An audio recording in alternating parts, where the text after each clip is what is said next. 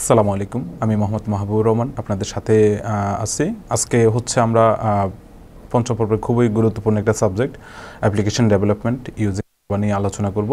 এরপর হচ্ছে কি মেথড ওভারলোডিং, খুব ইম্পর্টেন্ট একটা ব্যাপার যে মেথড ওভারলোডিং আসলে কি জিনিস। মেথড ওভারলোডিং হচ্ছে যে যখন হচ্ছে কি যে আমাদের একটা ক্লাসের মধ্যে একই নামের দুই বা ততোধিক যদি মেথড থাকে, কিন্তু হচ্ছে কি ওই মেথডগুলোর নাম থাকবে একই, কিন্তু তাদের আর্গুমেন্ট টাইপ অথবা আর্গুমেন্ট সংখ্যা অথবা তাদের যে আর্গুমেন্টের সিকোয়েন্স সেটা মানে কোনোভাবে ভিন্নতা হইতে হবে। নামটা একই থাকবে কিন্তু অন্যভাবে সেটা ভিন্নতা দেখা, তখন ওই একই নামের মেথডগুলোকে একে অপরের জন্য হচ্ছে কি আমরা বলবো যে মেথড ওভারলোডিং হয়ে যাবে, এটা বলবো। তো যেমন হচ্ছে কি আমরা এই অ্যাড দিয়ে হচ্ছে কি এখন যে প্রোগ্রামটা লিখলাম মাত্র, সেই প্রোগ্রামটা হচ্ছে কি এখন ওভারলোড করি, কেমন হবে সেটা আমরা দেখি। তো এখন এখানে আসলে কি হয়েছিল, এখানে হচ্ছে কি যে আমাদের অ্যাড টাইপের যে এটা মেথডটা, এখানে হচ্ছে ভেরিয়েবল আছে এক্স ওয়াই জেড, এই তিনটা। আমরা চাচ্ছি যে কি যে এখানে এটাকে আরেকটু সহজ করে দিই। এখানে দেখেন একটা জিনিস খেয়াল করেন যে আমরা কিন্তু এক্স ওয়াই এর ভ্যালুটা যোগ করে জেড এর মধ্যে স্টোর করছি, সেই জেড এর ভ্যালুটা হচ্ছে কি আমরা রিটার্ন করছি। তো আপনারা চাইলে কিন্তু জেড এর মধ্যে স্টোর করার কোনো প্রয়োজন নেই, সরাসরি রিটার্ন এক্স প্লাস ওয়াই দিলেও একই ঘটনা ঘটবে। দেখেন যদি আমরা এখানে যদি জেড অতিরিক্ত না নিই, যে আমরা হচ্ছে কি যে শুধুমাত্র এক্স ওয়াই এটা এখানে রিটার্ন করে দিব, এটাকে কেটে দিই। তার মানে কি আমরা তো আগে এক্স প্লাস ওয়াই মানে এক্স এবং ওয়াইকে যোগ করে জেড এর মধ্যে ভ্যালুটা স্টোর করছি, তারপরে রিটার্ন করছি জেড এর ভ্যালুটা। কিন্তু আমরা যদি চাই যে এক্স প্লাস ওয়াই রিটার্ন এটা করে দিই, তাহলে হচ্ছে কি একই ধরনের ঘটনা ঘটবে। দেখেন আমি যদি এখন এটাকে রান করি তাহলে দেখবেন যে 5 আসবে, হ্যাঁ 5 চলে আসছে।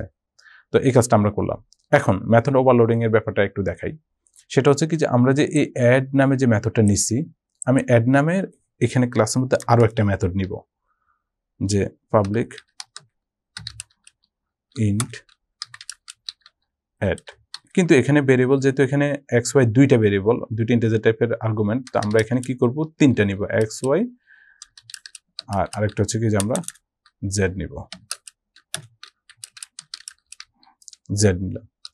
এরপরে এখানে আমরা কি করব যে আমরা রিটার্ন করে দিব, কি করব যে X plus Y plus Z এটা দিয়ে দিলাম।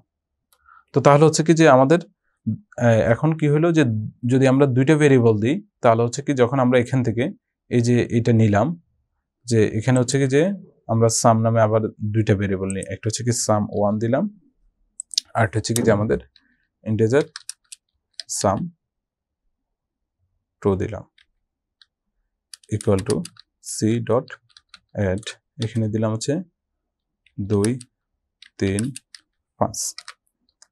এখন সাম 1 এর ভ্যালুটা এখানে প্রিন্ট হবে, আর এখানে আরো একটা প্রিন্ট করার জন্য আরো একটা মেথড নিলাম, আউট ডট প্রিন্ট লাইন, এখানে সাম দিলাম 2। আমাদের হয়ে গেল হচ্ছে কি যে দুইটা মেথড হয়ে গেল, কিন্তু একই নামের অ্যাড, কিন্তু তাদের হচ্ছে কি আর্গুমেন্ট সংখ্যায় ভিন্ন। দেখেন প্রথমটা হচ্ছে কি আমাদের আর্গুমেন্ট 2টা, আর পরেরটা কিন্তু আর্গুমেন্ট কিন্তু 3টা, এটা দিয়ে দিলাম।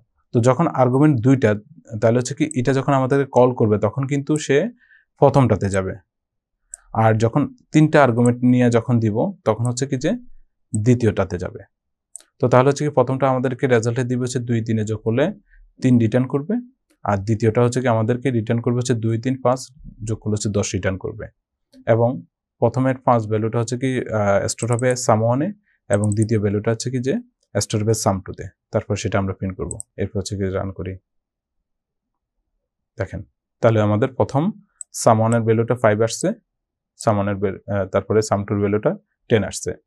তার মানে কি আমরা এখানে দেখলাম হচ্ছে কি ক্লাসের মধ্যে একই নামের দুইটা মেথড, একই নামের, কিন্তু তাদের ভেরিয়েশনটা কোথায়, আর্গুমেন্ট সংখ্যায়।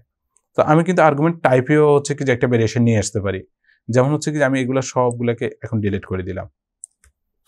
এরপরে আমরা এখানে আরেকটা মেথড নিলাম, এটাও একই রকম অ্যাড নামের, কিন্তু ভিন্নতা দিব কোথায়, যে আমরা চাচ্ছি যে এটা ডবল ভ্যালু নিবে, ডবল টাইপের ভ্যালু নিবে, অ্যাডে দিলাম। তো এখানে হচ্ছে কি আমরা দিলাম ইন্টিজার দিব না, এটা হচ্ছে কি ডবল হবে, ডবল এক্স ডবল ওয়াই, এটা আমরা দিলাম। দেওয়ার পরে এখানে দেখেন আমরা হচ্ছে কি রিটার্ন করব এক্স প্লাস ওয়াই।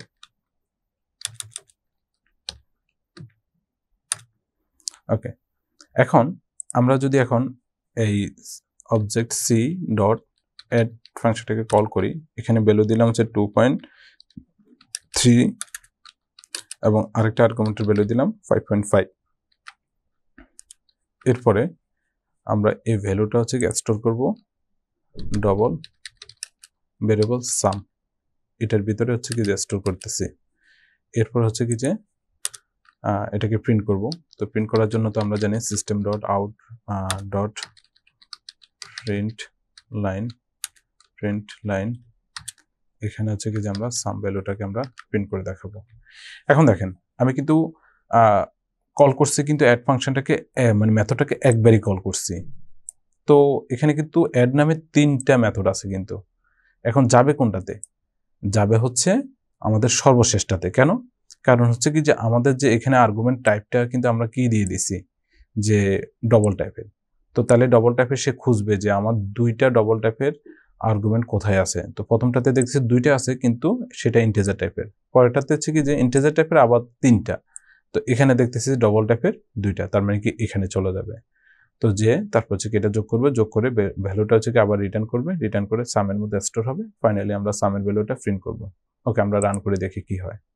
2.3 এবং 5.8 আমাদের যোগ করলে হচ্ছে কি যে 7.8 আসে। ওকে, তো এই হচ্ছে আমাদের মেথড ওভারলোডিং। তাহলে মেথড ওভারলোডিং এর মূল কনসেপ্টটা কি? ক্লাসের মধ্যে যখন বা ক্লাসের বাইরেও হয় আমরা স্ট্রাকচার প্রোগ্রামের মেথড ওভারলোডিং করতে পারি।